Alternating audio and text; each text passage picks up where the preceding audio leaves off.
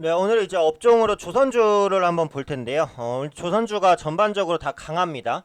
저 이제 국내 조선 3사라고 할 수 있는 한국조선해양, 대우조선해양, 삼성중공업 모두 다 5에서 10% 정도 강세를 보여주고 있는데요.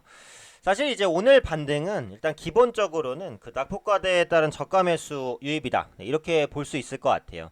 그동안 이제 조선주가 많이 밀렸었던 이유는 일단은 뭐 국내 증시가 밀렸기 때문입니다. 시장이 밀리면 조선주는 이제 덩치가 좀 크잖아요. 종목 특성상 경기 민감주고 그러다 보니까 이제 같이 밀려 내려갈 수밖에 없었어요. 그래서 시장에 대한 영향이 가장 컸고 그 다음에는 이제 대외적인 부분이죠. 미중 무역 분쟁을 통한 글로벌 경기 둔화 우려, 글로벌 무역량, 교역량 감소 우려감이 컸고, 그다음에 최근에 부각되고 있는 이제 한일 갈등으로 인해서 일본과의 이제 교류도 줄어들 것이다. 네, 이런 우려감이 커지면서 주가가 좀 많이 빠졌었습니다. 그래서 조선 3사 모두 이제 상당한 주가 하락을 좀 보였었는데.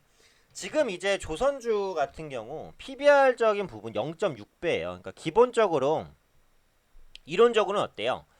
어, 600원을 주고 기업을 통째로 살 수 있을 때 당장 자산만 팔아도 1000원에 팔 수 있어서 400원이 남는다는 거죠. 물론 그건 이제 기본적으로 좀 불가능합니다. 불가능한 전략이긴 하지만 이론상으로는 그래요. 그래서 청산가치 한참 밑도는 수준에서 조선주가 현재 주가가 움직이고 있기 때문에 낙폭과대에 따른 가격 매력, 그에 따른 수급 유입, 그에 따른 주가 상승 나타났다고 보시면 될 것 같아요. 그리고 2분기에 이제 실적도 대부분 이제 기대치보다는 그래도 괜찮게 나왔다는 거죠. 그래서 이런 부분들이 좀 안도감으로 연결됐는데 그렇다면 중요한 것은 이 조선주의 주가 상승이 연속성을 가지고 나타날 수 있을 것이냐 이제 이 부분이거든요. 근데 이 부분을 본다면은 아직은 조금 시기상조일 수 있겠다라는 생각은 들어요. 왜냐면 그러니까 추세적으로는 어쨌든 조선주가 가려면 결국은 뭐죠? 해운업이 살아나야 됩니다.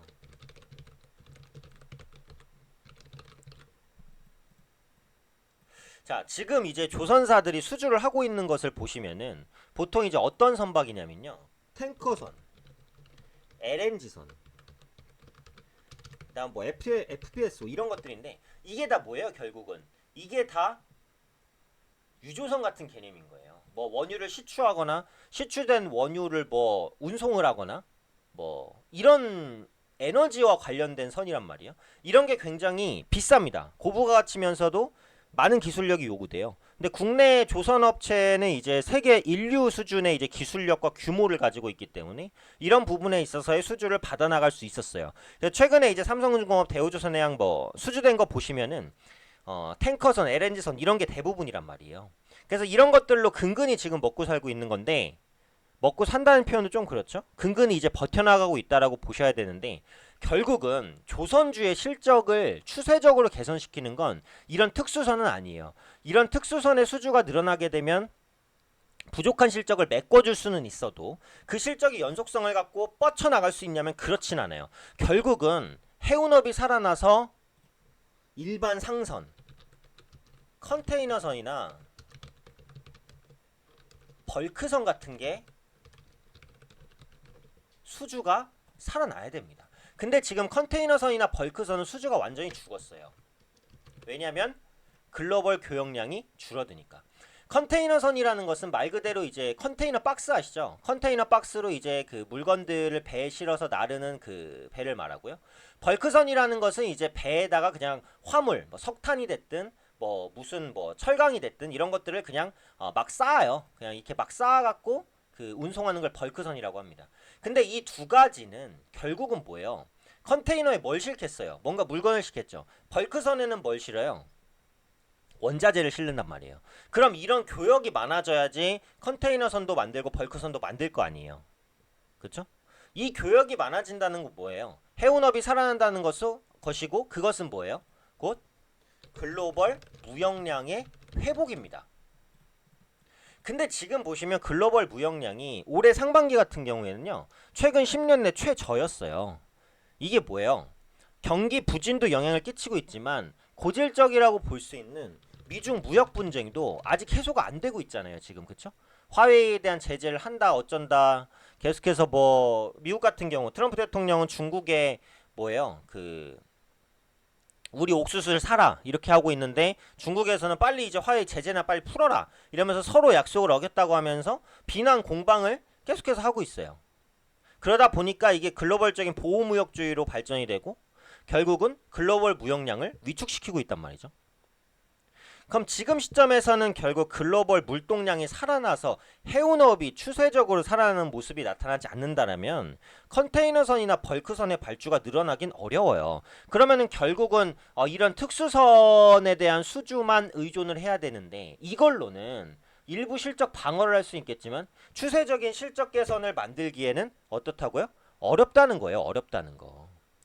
그렇기 때문에 이런 부분에 대한 리스크를 계속해서 감안을 하고 대응을 할 수밖에 없다는 거죠. 물론 그런 부분들을 감안을 해도 현재 주가가 워낙에 좀 많이 빠졌기 때문에 가격 매력에 의한 반등 정도는 나왔습니다.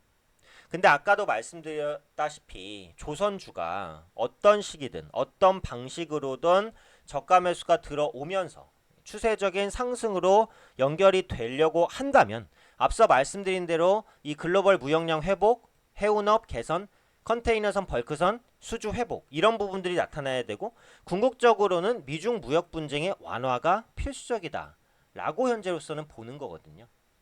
그래서 일단은 지금의 상승은 가격 매력에 의한 상승이었다라고 이제 판단을 하고 그렇다면 상승이 계속해서 V자로 우상향하기보다는 반등 이후에 약간 좀 눌리면서 좀 바닥 패턴을 나타내겠구나 라고 생각하는 게 기본적으로는 조금 더 맞는 전략이라고 생각해요. 그래서 이제 삼성중공업 같은 경우에도 상승 이후에 지금 저항대를 보면 한 7,500원에서 7,600원 정도의 저항대가 일단 생깁니다. 그 대우조선해양 기준으로 보면 2만 9천원 정도에서 저항대가 생기고요. 한국조선해양 정도 기준으로 보면 11만원대 정도에선 저항이 생겨서 조선주가 지금보다 한 5%에서 10% 많이 가면 그 정도까지는 더 올라갈 수 있다라고 봐요. 하지만 그 이상의 상승을 보이려면 단순히 낙폭과대 가격 매력으로는 안 된다. 컨테이너선이나 벌크선에 대한 회복 시기 이런 부분이 반드시 중요하고 이런 흐름들이 나와줘야 추세적인 우상이 가능하다라고 판단하고 있어요. 그래서 긴 흐름에서 볼 때는 어쨌든 언젠가 업황이 개선이 되겠지만 아직은 개선에 대한 신호가 뚜렷하게 나오진 않기 때문에 낙폭과대로 인한 반등에는 조금 한계는 있다.